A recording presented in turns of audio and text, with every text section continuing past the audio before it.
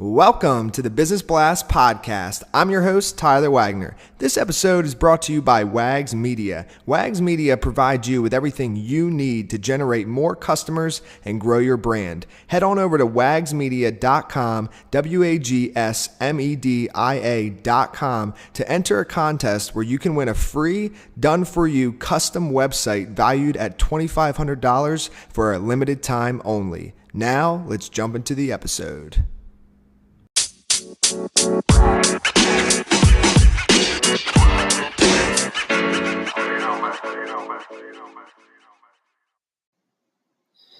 All right, everyone. Welcome back to another episode of the Business Blast Podcast. I'm your host, Tyler Wagner. Today, I have Ron Malhotra with us. He's a wealth specialist and the CEO of The Successful Male. So welcome to the show, man. Pleasure to be on. Thanks, Tyler. Of course. Thanks for hopping on. We appreciate it. We'll dive into the first one. The first question I have for you, Ron, is what is the best story from your life that has an underlying valuable message? Well, it sounds very, cliche when I talk about the fact that most of my passion for what I do comes from the fact that I've been broke, I've been frustrated, I've been disconnected. And for me, the biggest transformation happened when I learned more about myself. So, as you know, that the education system teaches you how to make a living, but it doesn't really teach you how to make a life. And for me, all of my transformation happened when I started to ask myself the right questions. So today, when I train people, I teach people. First of all, I say to people that if you want the right answers in life, you've got to ask yourself the right questions. And so there's a massive shift. My whole life has changed because instead of just seeking answers, I first ask myself the right questions in life, the most important and most pertinent questions in life. And so if there's one thing I can say to people is I say, well, if you ask the wrong questions, you're going to get the wrong answers. And the challenge in life is to know what the right questions are. Yeah. So that's been the biggest shift in my life. I don't know who said this, but I think there's a quote. It's something like this out there that's like, the quality of your life is in direct correlation with the quality of the questions you ask. Yeah, and that's 100% true. Absolutely true. I found that to be, and when I think first time I came across that, I think my mind would have just dismissed it because I didn't quite comprehend what that meant. But now, having lived it and having understood the implications of asking good questions, I know exactly what it means now. Yes. And the next one I have for you is, what is the most valuable piece of information we should know that's within your expertise or industry? To me, it is the fact that your psychology has a bearing on your quality of life and the net worth that you're going to create financially more than any other factor. So it's not your intellect, it's not strategy, it's not the amount of money that you already have or the money that you make. By far, the primary contributing factor that is going to impact the way you live and the amount of wealth that you create is how you think. Now, most of us have been conditioned and taught what to think. So we have been conditioned through our education system in regards to what to think. But how to think is a skill in itself. And one way to describe it is to, number one, be aware about are you able to think about what you think about? Because everybody has a program running inside of them, me included. The question is the program serving you or is it deterring you from getting what you want in life? And there's only one simple way to know that. You look at your results, you look at your circumstances, and you ask yourself a very simple question. Are these circumstances conducive and consistent with what I want? And if the answer is no, then you have a program that's running inside of you that wants something different to what you want. And so for me, I say to people that you've got to understand how your mind works. It has phenomenal implications on how you live, on your relationships with yourself and others, your awareness, and most importantly, your net worth. Now, why your net worth is important is because the more money you have in life, the more options you have, the more control you have, and the more you have the ability to contribute. And a lot of people don't realize that. So that's to me, I would say that that's the most important thing that I've learned, is that your psychology is the primary driver of everything that happens in your life.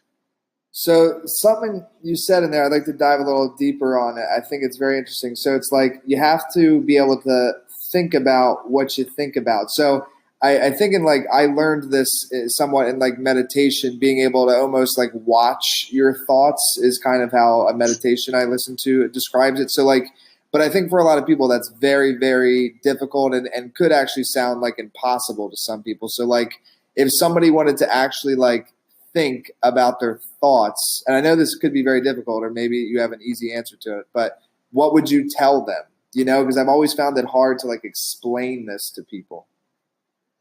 It is, and look, in theory, it's quite simple, but this skill is only acquired through practice, like any other skill. But it is so important that people put time into practice this skill, because this skill, more than any other skill, is going to impact your life in a positive way once you've developed it. So certainly, it's simple in theory, but it's not easy.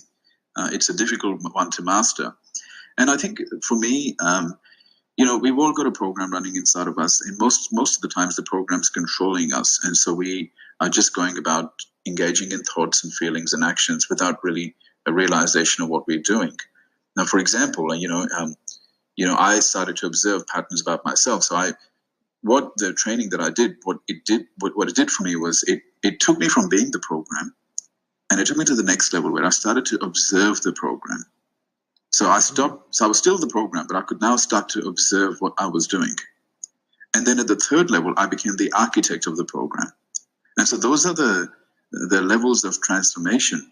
And like any other skill, if you want to climb Mount Everest, you have to train for it. So there is no easy way. And what I have found is that people will put in a lot of effort and time into training themselves for skills that will increase their income, or skills that relate to their profession and their occupation, but they spend very little time upskilling themselves in the area of thinking.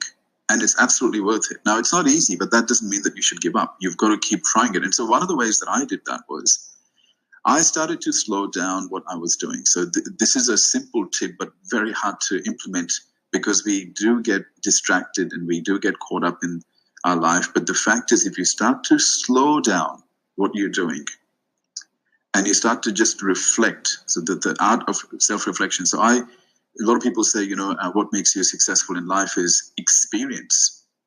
But it's not experience that makes you successful, because if experience made you successful, then anyone that's more experienced than us should be more successful than us. They should have better results than us. But we know that that's not the case. We see a lot of people that are older than us have had more life experience, or maybe they may have even had more experience in a particular industry. That doesn't necessarily mean that they've got the success. The difference between those that become successful and those that don't, in many cases, the people that became successful, they had the experience, but more importantly, they evaluated their experience. So they took the time to reflect on what they were doing. So I'll give you a quick example. Most people, if they were to walk into a party and they were introduced to two people, let's just call one person Benjamin and let's call the other person Jack. Benjamin is the guy next door. He is he's an easygoing guy. He's just the most relaxed and chilled out, friendly person. And then you got Jack. You find out the host of the party tells you that Jack is a billionaire. Most people would be more comfortable hanging out with Benjamin. Very few people who are determined to succeed and have a drive and ambition would go and want to spend time with Jack. That is because a lot of people will make a subconscious determination that Jack is maybe not a nice guy, or maybe that Jack is a greedy guy, or maybe Jack exploits people and that's why he is where he is. So we make these sorts of judgments very, very quickly. And those judgments and those perceptions are unconscious in most cases, but they drive how we think and how we behave. I'll give you another example. I've got a friend of mine who, she rang me one day and she said, Ron, there's something going on with my life. And I said, what's happened? She said, well, last year I made about $200,000. And once I got to $200,000, my pipeline dried up. I had no more clients. And then I started to find that I couldn't go beyond 200,000. And this year, the same thing happened again. Once I got to $200,000 in my income, I had this lawsuit against me, and I'm finding that I'm having to pay a lot of money to the lawyers. What is going on? Why can't I get beyond 200,000? And I said to her, I said, look, you know my response. I'm going to say that there is something in your psychology. She goes, but I don't think that's the case, Ron, because I actually have a lot of positive associations with money. I grew up around a dad who was very financially motivated, so I don't think I have any limited beliefs about money. I said, are you sure? She said, yes. I said, oh, okay, well, you know what? I don't know what to say to that. And we just kind of, we hung up and that was it. 2 weeks later, I saw her share a post on Facebook. And the post said that a retired Australian pensioner makes $20,000 a year, and a retired Australian Prime Minister makes $250,000 a year. If you think this is unfair, share this post. And she shared it, and that's how I saw it on my timeline. So the post, again, just to repeat, the post said a retired Australian pensioner makes $20,000 a year, and a retired Australian Prime Minister makes $250,000 a year. Share this post if you think it's unfair. She shared the post. So I picked up the phone and I rang her and I said, hey, what's that about? She goes, what? I said, you just shared this post that said that an retired Australian pensioner makes $20,000 a year and a retired Australian Prime Minister makes $250,000 a year. Share if you think it's unfair. Do you think it's unfair? She said, yes. I said, right. She goes, what? I said, well, think about this. You rang me a couple of weeks ago talking to me about the fact that once you get to 200,000, you can't seem to go beyond that point. And you said to me you have no negative associations with money. She said, I don't. So I said, okay, let me ask you a question. What if this post said that a retired Australian pensioner makes $20,000 a year and a retired Australian Prime Minister makes $80,000 a year? Would you then think it's unfair? And she said, I probably wouldn't. Right. I said, okay. I said, then does that possibly mean that you think $250,000 is a lot of money? Do you attach a lot of significance to that number? There was a bit of there was a long pause. And she said, where are you going with this? So I said, well, think about this. It's not, you think $250,000 is a lot of money. You attach a lot of significance to that particular number. When we attach too much significance to anything, it kind of starts to fall outside of our possibility zone. And the way the mind works is that the moment you're in proximity to an event, a person, or an amount that your mind perceives to be outside of your possibility zone, what it does, it automatically and unconsciously gets you to engage in behaviors where you end up sabotaging your situation. Again, there was a long pause. And I felt like how I explained it didn't get through. So I said, think about a time when you were maybe younger and you were in a bar or a nightclub and you spotted somebody that you thought was really attractive. And your second thought was, that person is really attractive, but maybe they're out of my league. Can you think of a situation like that? She goes, yep. I said, tell me, can you think of a situation where you spotted a person like that, but you decided to approach them? And she said, yes. I said, what happened? She goes, I stuffed up. I screwed up. I said, why do you think that happens? Why is it that we are so comfortable and in our element when we're around people that we're not attracted to? Yet the moment you take a confident person and you place them in the proximity of a person that they deem to be outside of their league, what happens to our behaviors? Why is it there's such a disconnect? Why do we become so incongruent? Why do we stuff up in our speech and our body language? Why does that happen? It's because psychologically, your self-image doesn't match what you're about to do. And so when she understood this concept, she was like, wow. And I said, this sort of stuff happens all the time.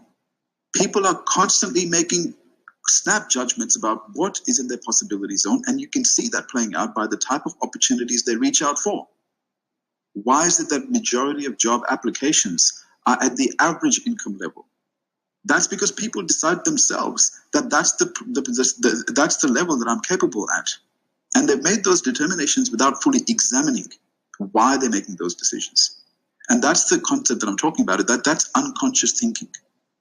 So wherever you see a person who is in a situation that they don't like, in a relationship that they don't like, in living in a house or in a suburb that they don't like, making an income that they don't like, in an occupation that they don't like, you've got a person who is unconsciously making decisions. Because how can a conscious person who knows exactly what they want end up in a situation that is not to their liking? So that's the concept that I explain to people is you've got to think about what you think about. You've got to reflect. And when you reflect, things will start to become evident to you, and you'll start to see the connection between your results and how you've been thinking or not thinking. Yes. That was the most well-explained I've ever heard in my life. I got to give it to you, dude. That was incredible. That was all like you tied all three scenarios together. And actually the one like going up to somebody else attractive is like the most like that just like puts the bow on top, because then it really hits you. It's like, whoa, that is the psychology behind it. Like that just like that was awesome. Isn't it interesting? And we're so charismatic and so cool around people that we're not attracted to, right? And then the moment you take the same person and you put them in the presence of somebody that they deem to be very attractive, it just, I don't know what happened. And you know what it is? It's just, most of the times we have an image of ourselves in our mind. And what we don't realize is that over a period of time, people evaluate us on our own perception of ourselves. And most people don't have a very healthy perception about themselves. And that comes from not knowing how powerful we are.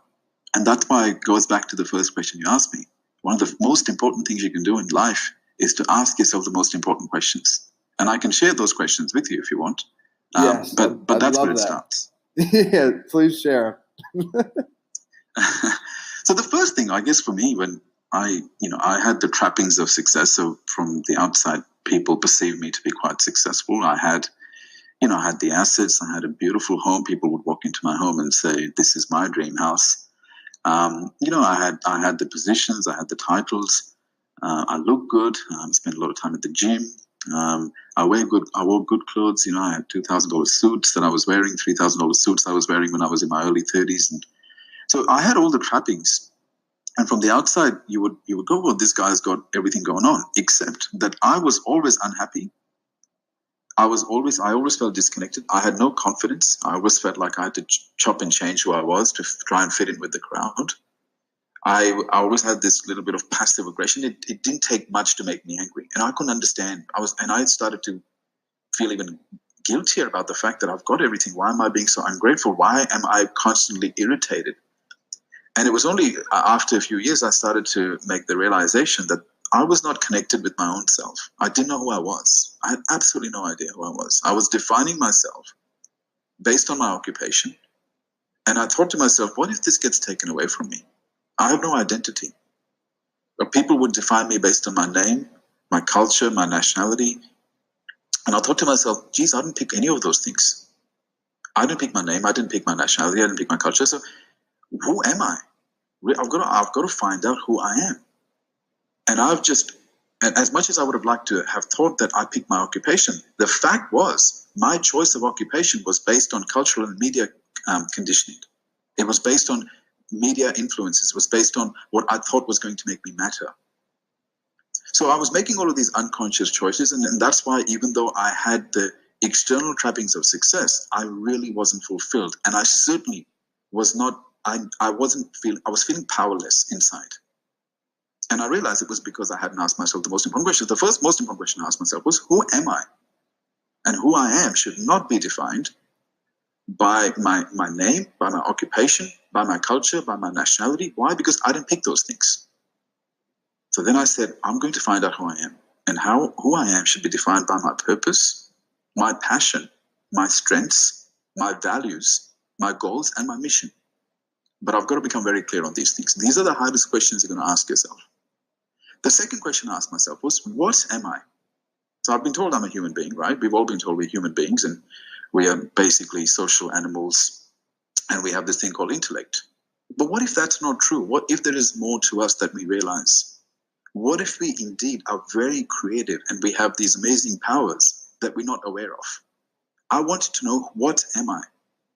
Right? What am I? What is this species called a human being? Because why have we got all these capabilities? Why can we do things that other species can't do? How can we create cities and architecture and engineering and inventions and discoveries? And why do we even have the desire to do these things? What am I? Was the second most important question I asked myself. The third was, why am I here? Is it just a random incident that I was just born just so I can consume as much as I can for the next 80 years and then die? surely I felt that there may have been a purpose. Why have I got these natural inclinations? Why have I got these natural desires? Where do they come from? So I started to ask myself these questions, and some people may dismiss them as being esoteric or spiritual in nature. But for me, they were very relevant. I was like, why am I here? Is this just a random occurrence? Is everyone's life just a random occurrence? Then the fourth question I asked myself was, what kind of legacy do I want to leave? How do I want to be known in the world? What is my life sentence? And I encourage people, when I teach people, I said, what is your life sentence? People go, what do you mean? I go, one line. What do you want people to say about you when you're dead? One line. Because if you can get that right, that becomes your North Star for the rest of your life, how you live for the rest of your life. And the fifth question I asked myself was, what do I do to be all that I can be? How do I engage in endeavors? What kind of life do I want to live so that I can be all that I am meant to be? When I started to ask myself those questions, of course, I didn't know the answers to any of those questions in the beginning when I started to ask myself those questions. But now that I know those answers, what it's done for me, has created this level of confidence that nobody can shake. The outside world, the outside influences, what's happening in the economy, other people's criticism, opinions, attacks, what happens in my industry, what happens in the marketplace, none of it affects me because I've become so grounded.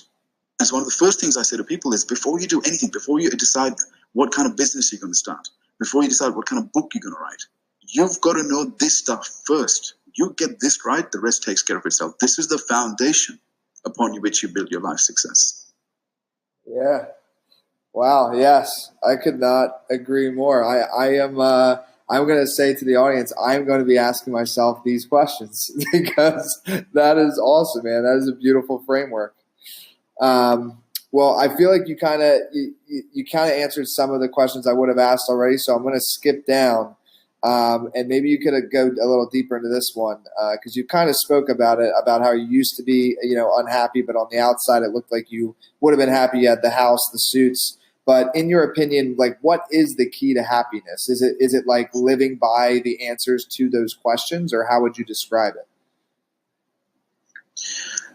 Well, there's actually been research done on this, and for me, happiness is a consequence. It's not an objective. So I don't seek happiness. Okay. What I seek to do is to live a life well lived. And to have a life well lived, there are three things that a person must do. And the first thing is you've got to find out what your life's purpose is, and you've got to commit yourself to it. There's been countless successful men and women who vouch for the fact that once you know what your life's purpose is and you commit to it, everything changes. It unleashes creativity, energy, and inspiration that you didn't know you had. The second thing you have to do if you want to seek happiness, and again, keeping in mind that happiness is a consequence, it's not an objective. The objective should be to live a life well lived. The second thing you've got to do is to maximize your potential. And you're never going to maximize your potential if you have a lot of hidden beliefs, limiting beliefs about who you are, what you can do, your capability. So you've really got to find out. That goes back to my second question, what am I? You've got to know what you are. I don't have the time right now to go into that sort of conversation at this stage. But I can tell you, most people have absolutely no idea about how powerful they are. And I know this because I have taken people who felt completely powerless in life. And once they started to tap into this, they realized how powerful they actually were. So the third thing is to commit yourself to making some sort of difference. Once you identify what your life's purpose is, and you're constantly pouring into yourself, your objective should be to pour into others. When you start to do that, the sweet spot where your passion and purpose come together, and then you package that passion and purpose to add value to others, that is the sweet spot of success. Most people will never get to taste it, not because of circumstances or environmental influences or political or economical influences. It's because people themselves are not seeking the answers. You see, you're not going to find the answers if you're not seeking them. It has to start with you. Most people's problems are self-inflicted. When I say this, people get very annoyed with me. And they go, well, what are you telling me? You're telling me that this happened to me, I caused it myself. And then I explain to them that in the short term, things can happen to you, but in the long term, your circumstances are always mirroring exactly what you think and the decisions you've been making. And I'm not blaming you. It's not about fault. Let's get rid of the word blame and fault, and let's replace that with responsibility. You are responsible. Who else is responsible? You are responsible. Because here is a question. If your circumstances resulted in your situation, then every other person who has gone through the same circumstances would have the same result as you. We know that that's not the case. Some people experience a disability and they're broken by it. Other people experience a disability and they start breaking records. Is it the disability or is how you responded to the disability? Same thing with poverty. You see some people say that I grew up in these circumstances and because of this, I have no hope, I have no ability to be able to rise. Yet you see that some of the most powerful people in the world who had a massive impact on the planet came from backgrounds of poverty. Again, it is not the circumstance, it's our response to the circumstance that dictates our results in the long term. So for me, it's about, if you want to live a fulfilled life, identify your life's purpose, do whatever you have to do to find out. Don't just put 3 hours in and go, I don't have the answers, I'm going to give up. Most people haven't even put in 6 months of self-reflection to find the answers. And you will find the answers if you put in enough time into it. Second, find ways to consistently maximize your potential. The reason is very simple. Most people are not playing even to a small percentage of their potential. When you actually start to find out how much potential you have, you don't want to be like this unused battery. You want to make sure you're all used up by the time you're dead. And there's a lot of reserves left in people, I can tell you that. And the third is to find a way to make a difference. Because when you take your gifts, your passion, and your purpose, and you package it to add value to others, the experience is so holistic and purposeful that you're going to feel fulfilled. And that to me results in happiness. So I don't chase happiness. Because the problem with chasing happiness is we start to chase pleasures. And we don't understand that pleasures only provide us with short-term gratification. They will never provide us with a long-term feeling of fulfillment. And so that's why it comes back to those three things. Totally. Well, listen, so if you're open to it, and we'll have to see. Let's see how the audience responds. I think we'll get a good response, but I'd love to have you on for a longer episode because I feel like this is we've dove in pretty deep, but we could go deeper. So I want to end it here with that, and I appreciate you coming on.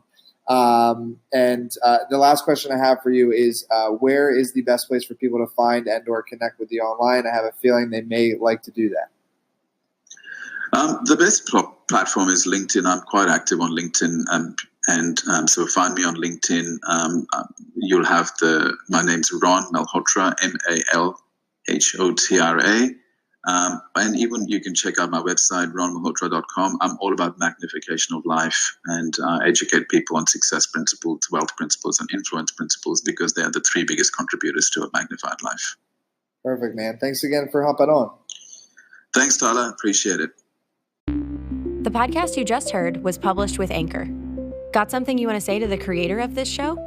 Send them a voice message using the Anchor app, free for iOS and Android.